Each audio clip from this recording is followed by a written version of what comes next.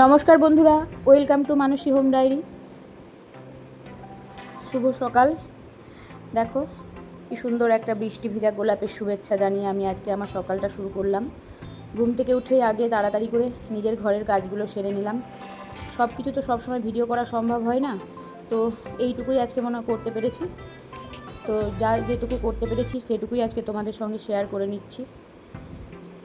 এই কাজগুলো করে নিয়ে আমি চট করে রান্নাঘরে চলে এসেছি, কারণ অফিস আছে। এই যে দেখো করলা ভাজা বসিয়ে দিয়েছি, করলা ভাজা, আর এদিকে সব দিয়ে একটা সবজি কড়াই বসিয়েছি। ভাত হয়ে গেছে, ভাতের ফ্যান ঝরাতে দিয়েছি, সবজিটা রান্না হয়ে এসেছে।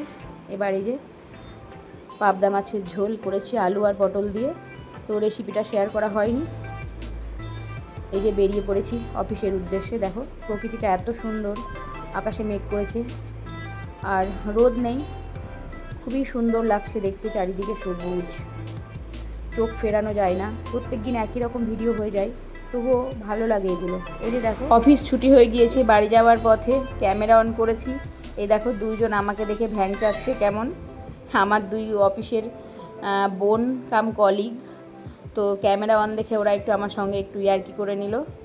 সিঁড়ি দিয়ে নামছি, নেমে একদম সোজা রাস্তায় গিয়েই টোটো ধরে নেব, দিয়ে বাড়ি পৌঁছে যাব।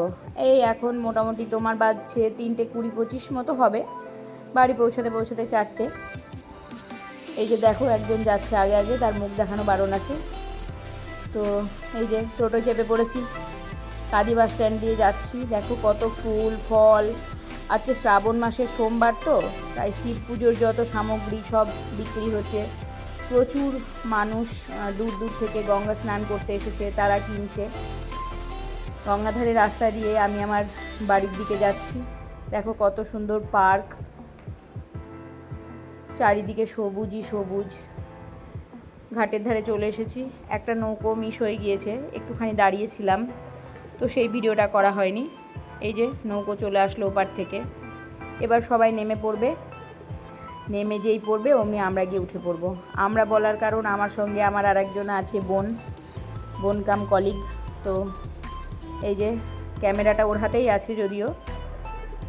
এই যে নামছে সকলে, দেখো চারিদিকে জল আর জল আর জল, আর গাছপালাগুলো যেন সবুজ হয়ে উঠেছে। ওরা প্রাণ ফিরে পেয়েছে, বর্ষাকাল, ওদের চোখে মুখে মনে হচ্ছে যেন একটা হাসি, ক্লান্তির কোনো ছাপই নেই।